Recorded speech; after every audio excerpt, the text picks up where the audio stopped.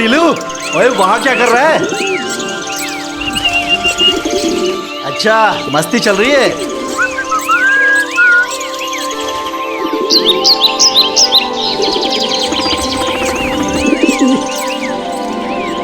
दिया, तुम सबको समय दिया। हाँ,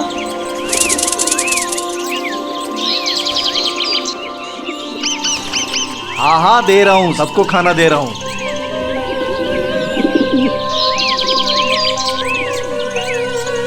ओ टिलू, हाँ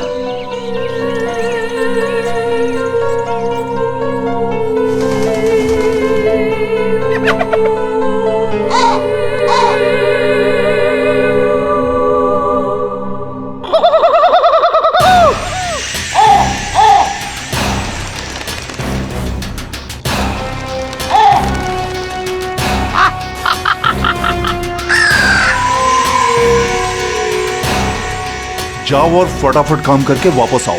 जाओ।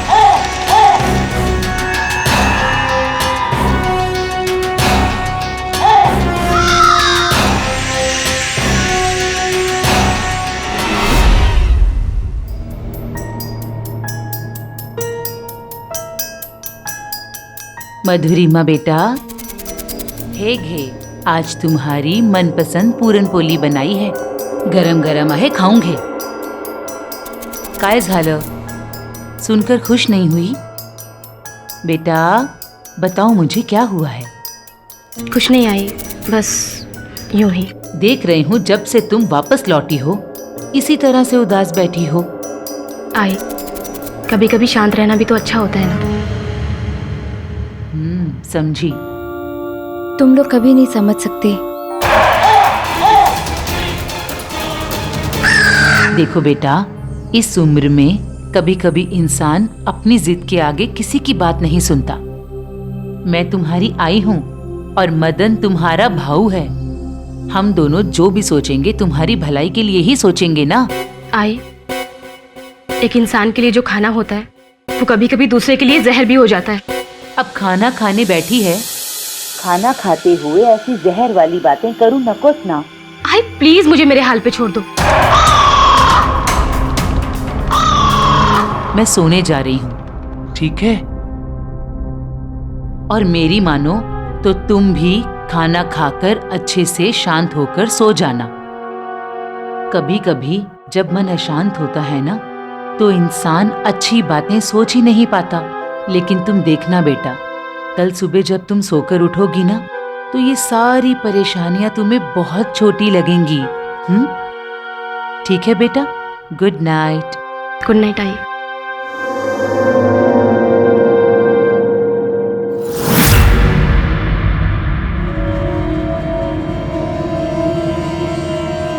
कल की सुबह कैसी होगी पता नहीं, बस आज की रात कट जाए।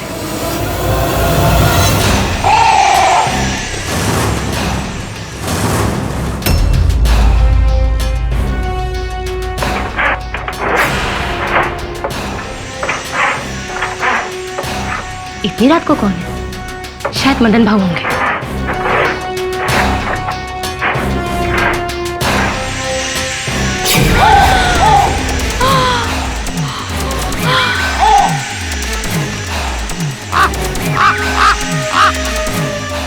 सुल्तान, तुम यहाँ कैसे? सुल्तान, सुल्तान,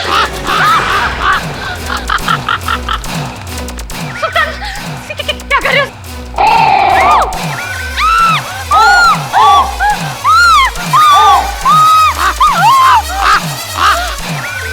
सुल्तान, ये तुम क्या कर रहे हो? सुल्तान,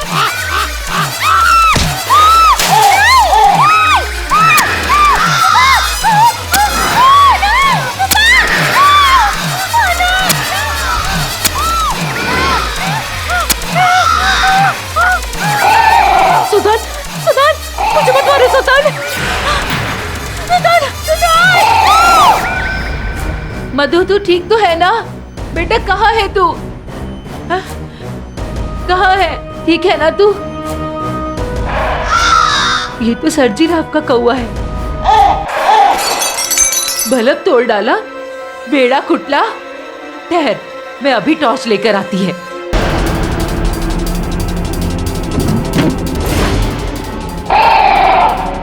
किधर गया रे तू? हाँ, मेरे घर में काय को घुसा? नास पिटिया, कहाँ है रे तू? कहाँ है? मधु, ये क्या हुआ रे देवा, रे देवा? मधुरी वाहे काय झालं? अरे आई, क्या हुआ मधु को? डॉक्टर बुला, एम्बुलेंस बुला। क्या हुआ है मेरी बच्ची को? आई, मधु अब इस दुनिया में नहीं रही। नहीं।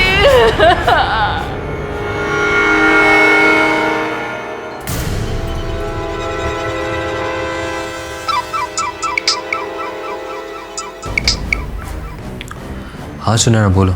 Hello hello Varun. हाँ सुनैना बोलो, क्या बात है? सुनो, कल हमें नासिक जाना है। सुबह निकलेंगे, तुम तैयार रहना। नासिक क्यों? नासिक के पास अंगूरपाड़ा गांव है। केडी सर ने एक केस लिया है, उसी के सिलसिले में वहां पर जाना है।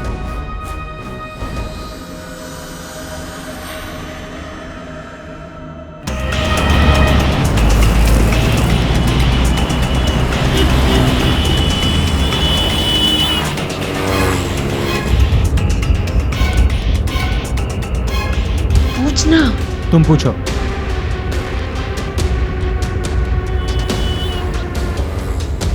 Sir, one question. हाँ पूछो पूछो। संभवतः तुम मुझसे ये पूछना चाहती हो कि मैं पर्दे राव को कैसे जानता हूँ।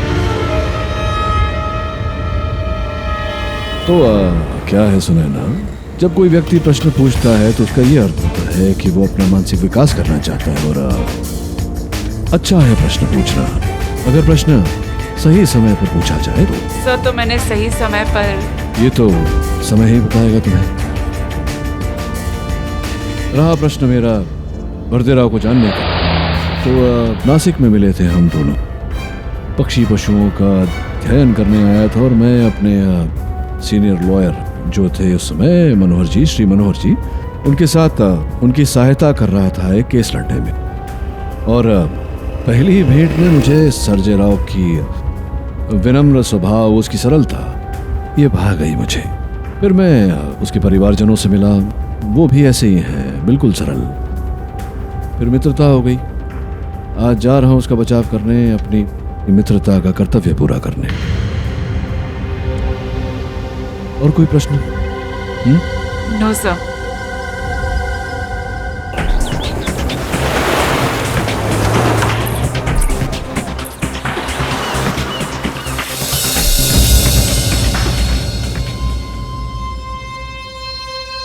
संजय राव, क्या कर दिया तूने?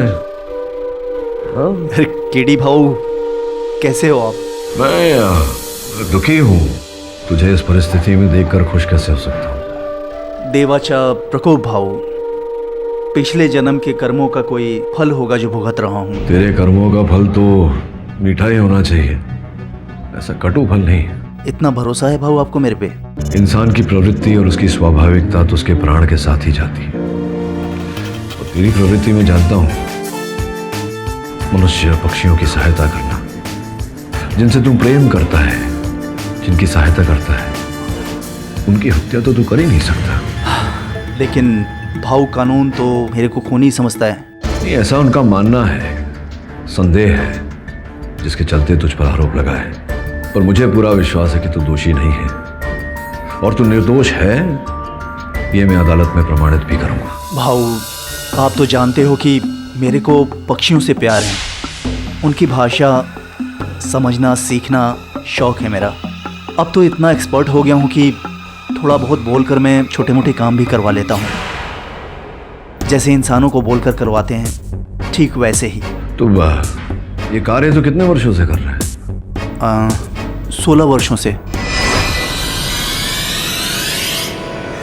साहब, मेरे सभी पक्षी मेरे बहुत अच्छे दोस्त हैं। मैं घंटों बैठकर उनके साथ बातें करता हूँ, उनके गाने सुनता हूँ। अरे कैसा है तू सुल्तान? आज बड़ा उदास लग रहा है तू।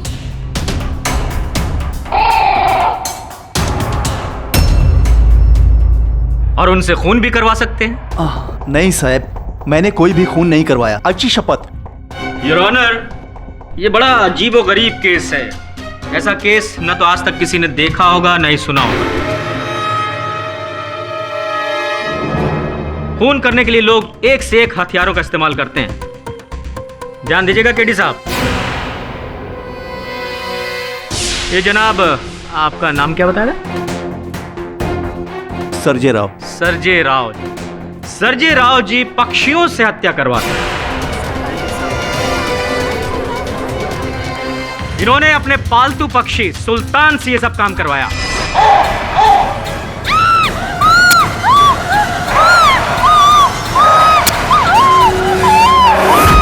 नहीं साहब, ये सच नहीं है। झूठ बोल रहे हैं आप। ऐसा नहीं है। आज की शपथ साहब, झूठ नहीं बोल अच्छा, रहा हूं। क्या ये भी झूठ है कि आपको मधुरिमा से प्यार नहीं था? उससे आपकी सगाई नहीं हुई थी? उससे आप शादी नहीं करने वाले थे? और उसकी माँ और उसके भाई दोनों को इस शादी से ऐतराज था? ये सच है। उनके परिवार वालों का काफी प्रेशर था हमारे ऊपर। अच्छा, एक बात बताइए, जिस दिन खून हुआ उस दिन दोपहर को वो आपके घर आई थी या नहीं? और आने के बाद उसने ये सगाई तोड़ी थी या नहीं? सरजा, मैं तेरे साथ लगन नहीं कर सकती।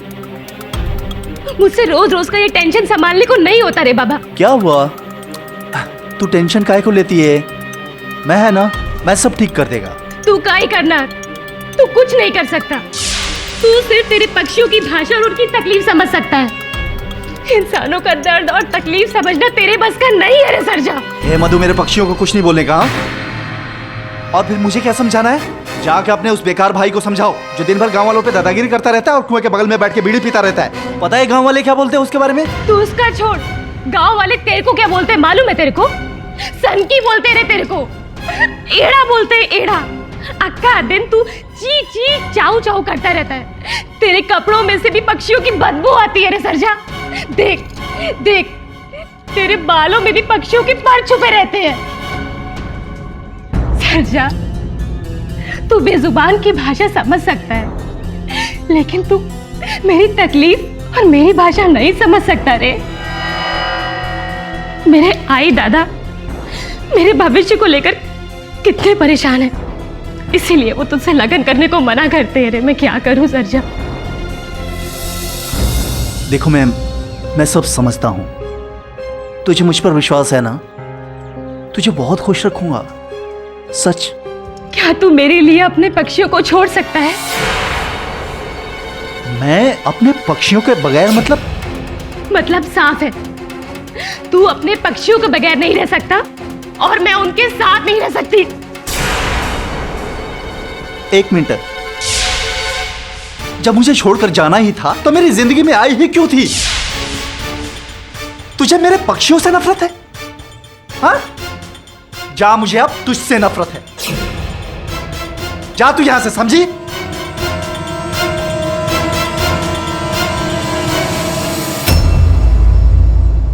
बस बस बस, सब समझ गया योर ऑनर। जैसा कि इन्होंने बताया कि इनकी प्रेमिका ने प्यार में इन्हें धोखा दिया, इसलिए इन्हें गुस्सा आ गया और इन्होंने उसका खून कर दिया। लेकिन point to be noted milord, ये गुस्से में जरूर थे लेकिन आपे से बाहर नहीं थे। इन्होंने किसी नॉर्मल हथियार से हत्या नहीं करवाई, बल्कि अपने पक्षी का इस्तेमाल किया, अपने उस रेवेन का जिसका नाम था सुल्तान।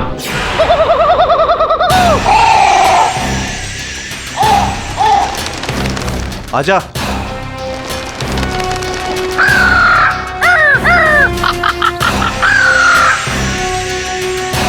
जाओ और फटाफट काम करके वापस आओ, जाओ।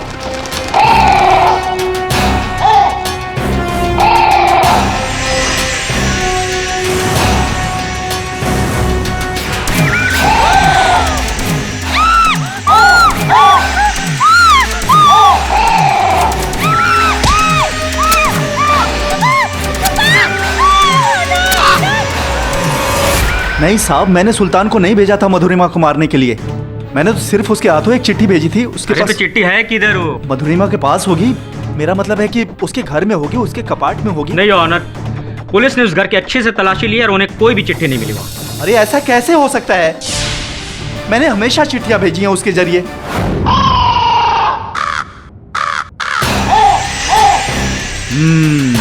आज तुझे बहुत स्पेशल काम करना है। आजा। क्या देख रहा है? देखो, ये चिट्ठी बहुत ख़ास जगह पहुंचानी है। लेकर जा अब तू ये। जा। लेकिन उस दिन आपने सुल्तान को चिट्ठी लेके नहीं भेजा, किसी की हत्या करने के लिए भेजा, एक पक्षी के मार्फत, ताकि किसी को इन पर शक ना हो।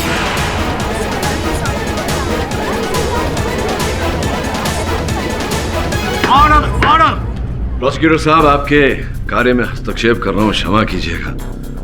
योर ऑनर, जैसे कि अभियोग पक्ष महोदय ने हमें बताया कि सर्जेय राव क्रोधित था और इसका क्रोध इसके बस में था। यदि ऐसा था तो ये अपने ही डोम कौवे को, अपने रेवन को किसी की हत्या करने क्यों भेजते, जबकि पूरा अंगूरवाड़ी जानता है कि इनमें जो कार्यकुशलता है पक्षियों से बात करने की, वार्तालाप करने की, वो कुशलता और किसी मनुष्य में है ही नहीं। फिर ये अपना ही पक्षी भेजकर हत्या करवा कर अपने आप को संदेह के घेरे में क्यों डालेंगे? द्वितीय, किसी पक्षी पर हत्या का आरोप लगाने से पहले हमें इस बात की जानकारी प्राप्त कर लेनी चाहिए कि एक पक्षी में किसी मनुष्य के आदेश को मानकर किसी और मनुष्य पर आक्रमण करके उसकी हत्या करने की क्षमता भी होती है या नहीं। और इस विषय पर रोशनी डालने के लिए योर ऑनर, मैं सिंगापुर के विश्वविख्यात जोरोंग बर्ड सैंक्चुरी के मिस्टर जयरामन को कटघरे में बुलाना चाहूंगा। Permission granted. मिस्टर जयरामन, आप तो भारतीय ही है ना? जी, मैं इंडियन हूँ, पर लास्ट 25 ईयर्स से मैं सिंगापुर में ही रहता हूँ। किंतु आप हिंदी भाषा तो ठीक से बोल लेते हैं? जी बिल्कुल। कितना समय हो गया आपको इस बर्ड पार्क में कार्य करते हुए? 23 वर्ष हो गए। मैंने हर तरह के बर्ड्स को ट्रेन किया है और वो सब मेरे अच्छे दोस्त बन गए। योर ऑनर, मिस्टर जयरामन की पक्षियों से कितनी मित्रता है, ये पक्षियों के कितने निकट है, ये मैंने स्वयं देखा है। आपके ही बर्ड सेंचुरी में आपका जो शो आप करते हैं, योर ऑनर, बहुत ही विचित्र करतब करवाते हैं ये पक्षियों से। Coming to the point, mister Jayaraman, ने ये जानना था आपसे कि क्या ये संभव है कि किसी डोम कौवे को, किसी रेवन को ऐसी प्रशिक्षण दी जाए कि वो 4-5 किलोमीटर दूर उड़ के जाकर किसी की हत्या कर दे? हत्या? बर्ड्स तो नेचर लविंग होते हैं। रेवन थोड़ा सा एग्रेसिव बर्ड है, उसको जल्दी गुस्सा आ जाता है, लेकिन वो किसी की जान नहीं ले सकता।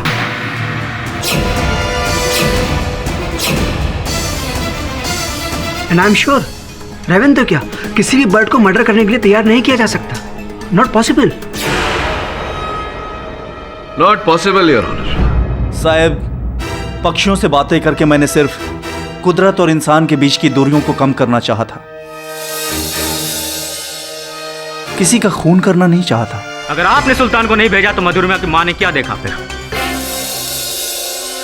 योर ऑनर, इनका प्लान था कि अंधेरे में सुल्तान को भेजे, वो हत्या कर दे ताकि उसे कोई न देख पाए। लेकिन मधुरिमा की माँ ने देख लिया उसे और सर्जेय राव जी फंस गए। नहीं, फंसे नहीं है और संभवतः फंसेंगे भी नहीं। अभी योर ऑनर, मधुरिमा की माताजी ने क्या देखा, ये मधुरिमा की माताजी स्वयं कटघरे में आकर हमें बताएं तो अच्छा रहेगा। इजाजत है। मैंने अपनी आंखों से देखा है उस डोम कौवे को। इतना बड़ा था वो, उसने मेरी बेटी को मार डाला। खूनी कौवा था वो, और तू भी खूनी है रे। देवांचा प्रकोप लागणार तुला, हैजा होएगा तेरे को। गटर में सड़ सड़ के मरेगा तू, और तेरी सड़ी हुई लाश को चील कौवे भी नहीं खाएंगे। एकाई की बद्दुआ है तुझे, पापी हत्यारे। तू भी मर जा जैसे तूने मेरी बेटी को मारा है। मीनाक्षी जी, आप संयम में रहिए, वरना आपको अदालत के बाहर भेजना पड़ेगा।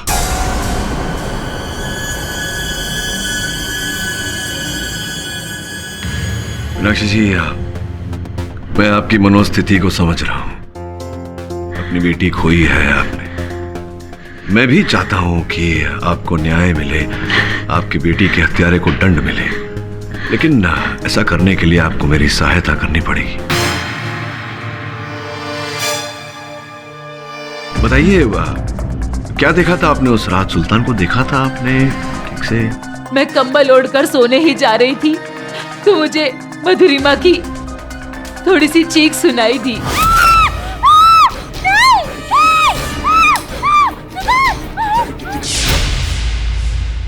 पहले मैंने सोचा कि मेरा बेटा मदन और वो दोनों आपस में झगड़ रहे हैं, लेकिन थोड़ी देर के बाद मधुरिमा की और जोर से चीख सुनाई दी, तो मैं तुरंत ही दौड़कर बाहर की ओर आई।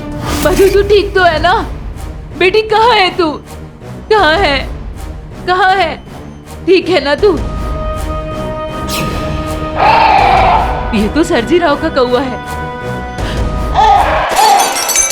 बल्ब तोड़ डाला। ठहर, मैं अभी टॉर्च लेकर आती है। कहाँ है रे तू, नास पिटिया? कहाँ है?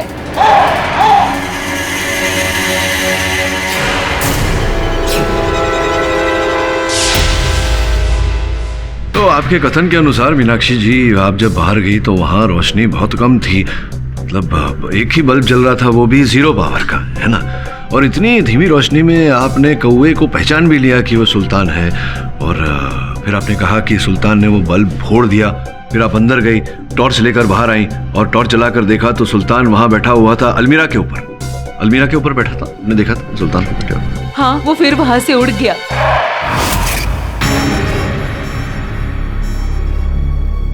तो उस समय आपकी बेटी का शव कहाँ था, ये बताइए।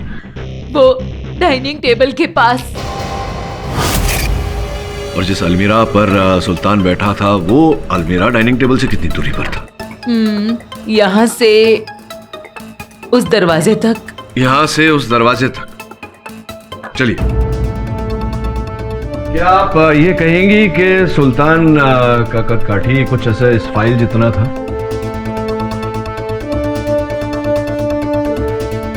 हो।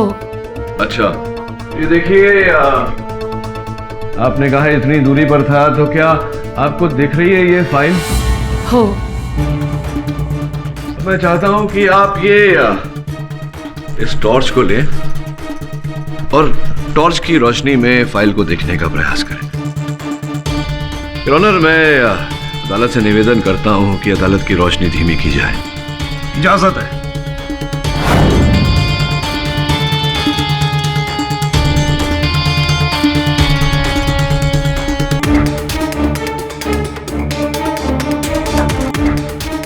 मीनाक्षी जी, मैं दिख रहा हूं आपको। अब ये जो फाइल मेरे हाथों में थी, ये मैं ऊपर नीचे करूंगा। देखिए, ध्यान से देखिए। हो।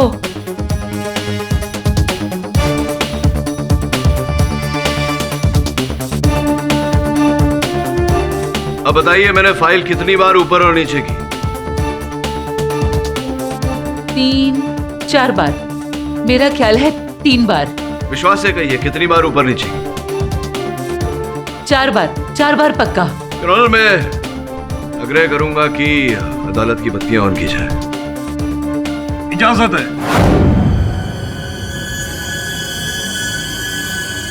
योर ऑनर, पता नहीं कैसे मीनाक्षी जी ने मुझे फाइल 3-4 बार ऊपर नीचे करते हुए देखा, क्योंकि मेरे हाथों में फाइल तो है ही नहीं। योर ऑनर, फाइल यहाँ मेरे मेज पर पड़ी हुई थी।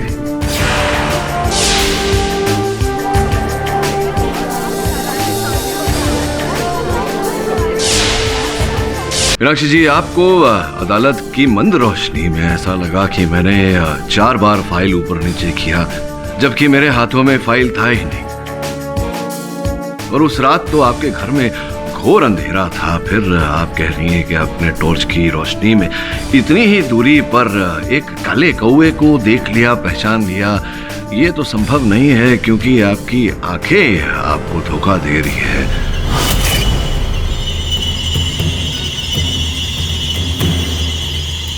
द्वितीय बात मीनाक्षी जी, कि आप जब बाहर आई, आपने कहा आप बाहर आई और फिर आप टॉर्च लेने अंदर गई, टॉर्च लेकर बाहर आई। आने जाने में 1.5-2 मिनट तो गया होगा। क्या लगता है आपको, 1.5-2 मिनट गया होगा? तो इतना समय बहुत होता है कि बाहर से कोई आए और हत्या करके वहां से पलायन हो जाए। संभव है। मधु! ये क्या हुआ देवा रे देवा? अरे आई, क्या हुआ मधु को?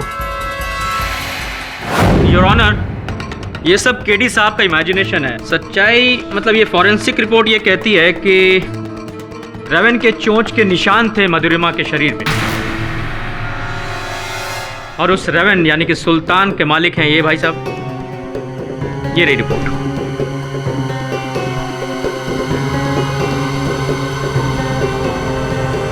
योर ऑनर, अत्याधुनिक तकनीक से इनके डोम कौए के आकार प्रकार का हथियार भी बनाया जा सकता है, इसमें कोई कठिन बात नहीं। किंतु एक कौए के प्रति इतना चालाक होना कि किसी के आते ही वो बल्ब को जाकर तोड़ दे, ये योर ऑनर असंभव सी बात है। लेकिन योर ऑनर, मीनाक्षी जी ने अपने कमरे से वो चीख की आवाज भी सुनी थी। केवल मधुरिमा की आवाज सुनी।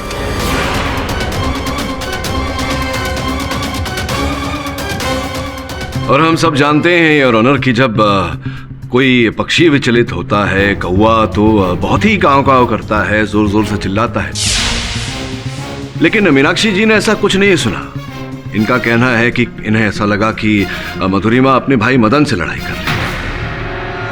मुझे लगता है केडी साहब मदन जी पे ये आरोप मढ़ना चाहते हैं। मदन जी का इस खून से कोई लेना देना नहीं है सर।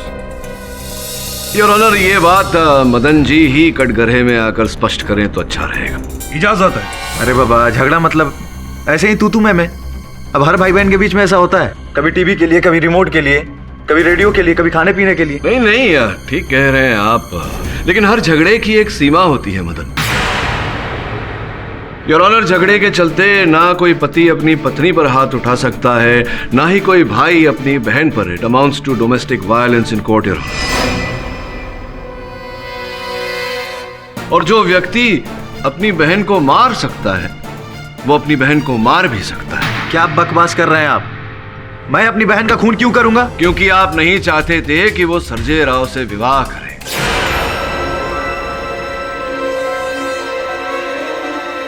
और जब वो आपकी इस सोच के विरुद्ध गई, तब आपने उसकी हत्या कर दी। हाँ, नहीं थी वो सहमत, क्योंकि वो संजय राव से प्यार करती थी। मेरी बहन थी, मैं भी उससे प्यार करता था। मेरी लाडली थी वो। हाँ, लाडली थी, लेकिन आपने उसे समझाया बुझाया, वो नहीं मानी। तब आपका अहंकार जागा और आपने उसकी हत्या कर दी। Your honour, it's a case of honour killing. नहीं, झूठ है ये। मैंने मधु पे आज तक हाथ तक नहीं उठाया। आप चाहे तो किसी से भी पूछ सकते हैं। अच्छा, पूछ लूं? उनकी जो घनिष्ठ सहेली है संगीता, उन्हीं से पूछता हूँ, आपको आपत्ति ना हो तो। आपकी और मधुरिमा के बीच कितने वर्षों से मित्रता थी? जी 18 सालों से हम बेस्ट फ्रेंड्स थे। अच्छा, बेस्ट फ्रेंड्स। एक दिन भी ऐसा नहीं था जब हम बात नहीं करते थे या हम मिलते नहीं थे। हम आपस में सारी सीक्रेट शेयर करते थे। सामान्य संयोग में तो नहीं पूछता आपसे प्रश्न, किंतु परिस्थिति तो आप जानती ही हैं क्या है, पूछना पड़ रहा है। क्या मधुरिमा ने कभी अपने भाई मदन की शिकायत की थी आपसे?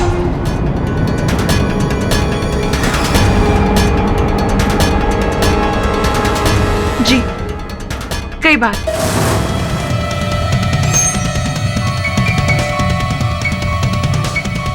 मधुरिमा अपने भाई से बहुत डरती थी और उसने कई बार अपने भाई मदन की मुझसे शिकायत भी की थी। झूठ बोल रही है ये।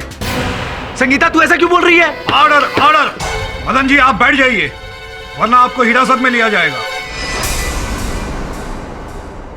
योर ऑनर, संगीता झूठ नहीं बोल रही है और इसका प्रमाण है इनके मोबाइल पर मधुरिमा का भेजा गया एक संदेश। आपकी अनुमति हो तो इन्हें इनका मोबाइल ऑन करने को कहूं। इजाजत है।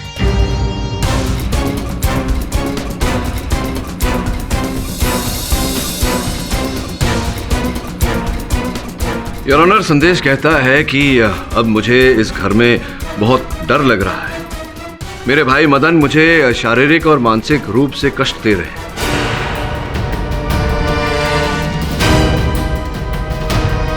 वो कह रहे हैं कि अगर मैंने संजय राव से अपनी सगाई नहीं तोड़ी तो वो मुझे जान से मार देंगे।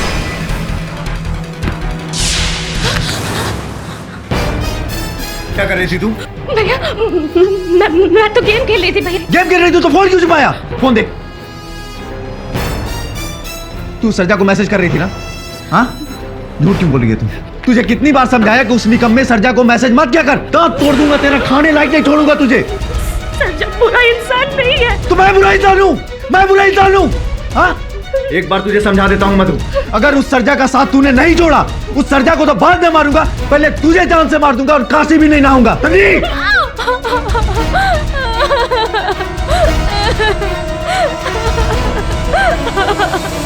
योर ऑनर, ये संदेश 31 जनवरी 2014 को भेजा गया था शाम 7:17 पर।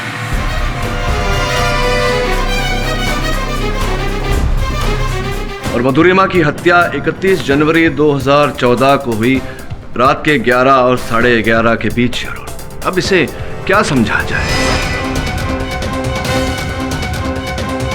सर, उस दिन मधुरिमा मुझसे मिलने आई थी और उसने ही मुझे बताया कि उसने सर्जे से अपना रिश्ता तोड़ दिया।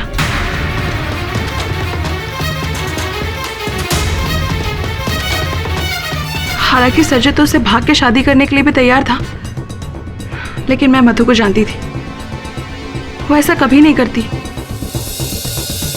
क्योंकि वो अपने भाई से बहुत डरती थी। उसे डर था कि अगर वो लोग भाग गए और उसके भाई मदन ने उसे ढूंढ लिया तो क्या होगा।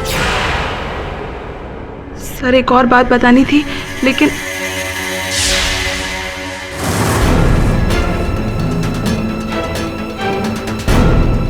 संगीता, निर्भय होकर बोलो। तुम्हारी सुरक्षा का दायित्व मैं लेता हूं।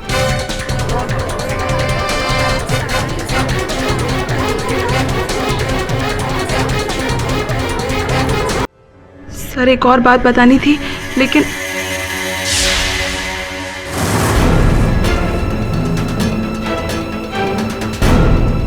संगीता, निर्भय होकर बोलो। तुम्हारी सुरक्षा का दायित्व मैं लेता हूं। सर, जिस दिन मधुरिमा का कत्ल हुआ, उसी शाम को उसका फोन आया था मेरे पास और वो बहुत घबराई हुई थी। हेलो संगीता। क्या हुआ मधु? संगीता, वो मुझे मार डालेगा। क्या? कौन मार डालेगा? मेरा भाऊ मदन दादा मुझे मार डालेगा। संगीता, क्या कुछ भी बोलती है तू? मैं कुछ भी नहीं बोलती, उसने मुझे मारने की धमकी दी है। अरे वो गुस्से में बोल रहा होगा। नहीं, गुस्से में नहीं, उसने मुझे मारने का प्लान बनाया है और वो हथियार भी लेके आया है। मैंने अभी उसे तकाने की तरफ जाते हुए देखा है। संगीता, क्या? कौन सा हथियार?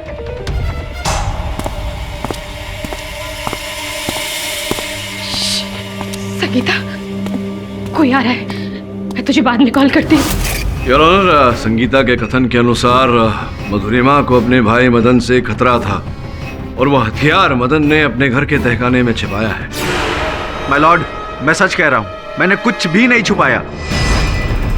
मदन जी, आप चुप रहिए, अदालत की कार्यवाही में दखल अंदाजी मत कीजिए। योर ऑनर, अगर मदन जी इतने दृढ़ विश्वास से कह रहे हैं कि इनके तहखाने में कुछ छिपाया हुआ नहीं है, तो फिर मुझे लगता है कि इन्हें कोई आपत्ति नहीं होगी अगर आप पुलिस को आदेश दें कि वहां जाकर इनके तहखाने की छानबीन करें। यह अदालत पुलिस को यह हिदायत देती है कि वो मदन जी के घर के तहखाने में जाए और वहां की तलाशी ले, और जब तक पुलिस वहां नहीं पहुंचती है, मदन जी को पुलिस की कस्टडी में रखने का ऑर्डर सुनाती है।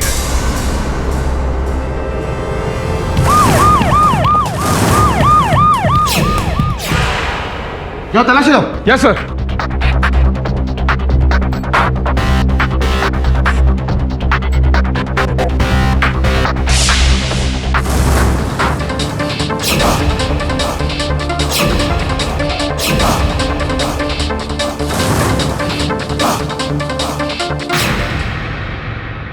यहाँ की बाकी सभी चीजों पर धूल जमी हुई है। मकड़ी के जाले भी हैं, सिर्फ इन 4 चीजों पे नहीं है। ऐसा लगता है कि मार्केट से कुछ ही दिन पहले खरीद कर यहाँ रख दिया गया है। इसका जवाब तो मदन को देना ही होगा। क्वेता, रस्सी, बंदूक, संदूक, ये सब आप ही के तहखाने से पुलिस को प्राप्त हुआ। क्या क्या क्या है चक्कर? मुझे नहीं मालूम। अच्छा, आपको नहीं? अगर आपकी स्मरण शक्ति अक्षम हो गई है तो उसे सक्षम करने में हमारे इंस्पेक्टर साहब आपकी मदद कर सकते। 1 घंटा आपने बिताया, सब याद आ जाएगा। जी जी नहीं नहीं नहीं, दरअसल ये सारी चीज़ें मैंने अपनी सुरक्षा के लिए रखी थी। बंदूक आपने अपनी सुरक्षा के लिए रखा था, तो फिर ये जो संदूक है और जो रस्सी कोयता, ये क्या, क्यों? पिछले कुछ समय से कोई मुझे बार बार फ़ोन पे धमकियां दे रहा है मेरी ज़मीन को लेकर के, तो उसके लिए मैंने ये सारी चीज़ें अपने पास रखी हुई थी। अच्छा अच्छा अच्छा, तो बंदूक का लाइसेंस तो होगा ही आपके पास? लाइसेंस बंदूक का होना चाहिए। नहीं है बंदूक का लाइसेंस योर ऑनर नहीं है इनके पास,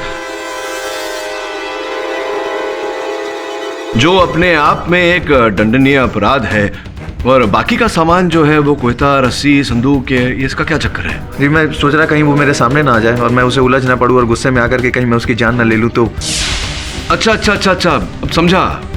ये अगर किसी की हत्या हो जाती आपके हाथों या आप कर देते हैं तो उसे रस्सी से बांध कर नीचे अपने तहखाने में ले जाते, कोयते से छोटे टुकड़े करते और संदूक में भर के बाहर ले जाते, कहीं खेत वेत में डाल के आ जाते।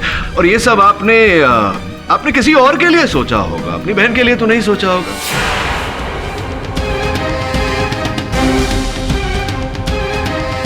मदन तू भाई नहीं कसाई है। मैं तुझे जिंदा नहीं छोड़ूंगा मदन, मैं तुझे जिंदा नहीं छोड़ूंगा। बोला था तुझे जिंदा नहीं छोड़ूंगा। ऑर्डर तुमने खड़े में जा।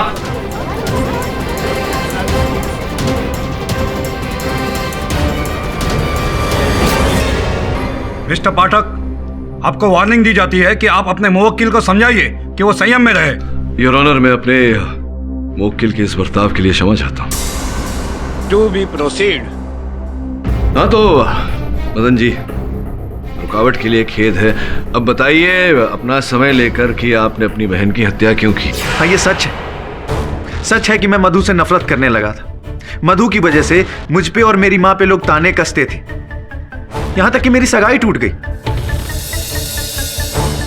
मैंने उसे बहुत समझाने की कोशिश की लेकिन वो नहीं मानी।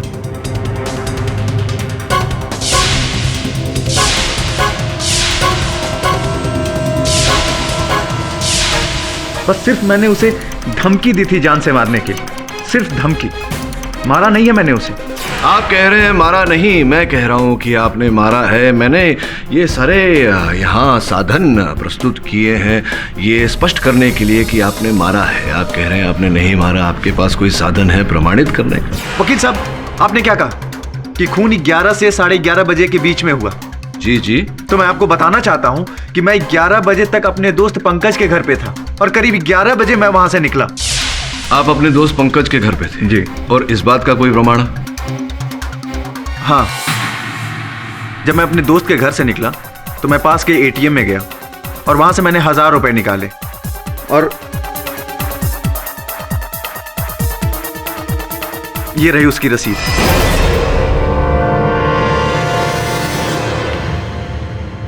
अब क्या कहेंगे केडी साहब?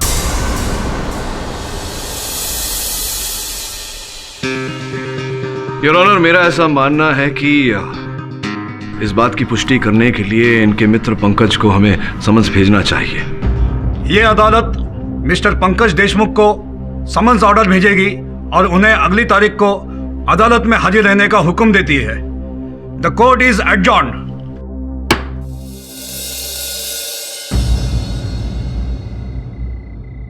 जी सर, ठीक है सर, नो प्रॉब्लम। हाँ सर, पता चल जाएगा। Okay sir, bye. कौन था? KD sir? हाँ, केडी सर का फोन था।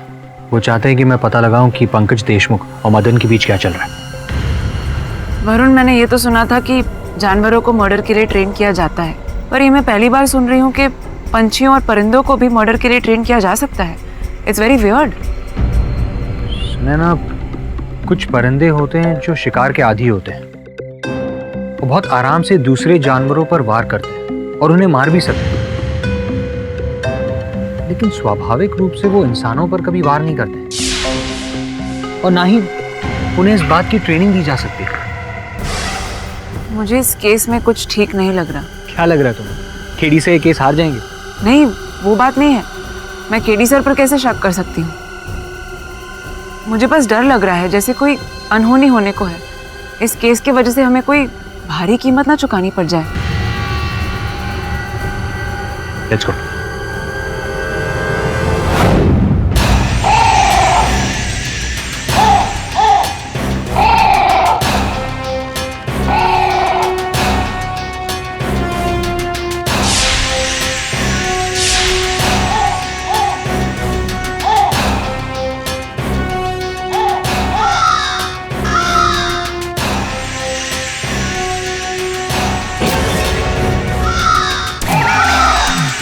ये क्या हो रहा है? वरुण, वरुण फोन क्यों नहीं उठा रहा? वरुण! KD sir!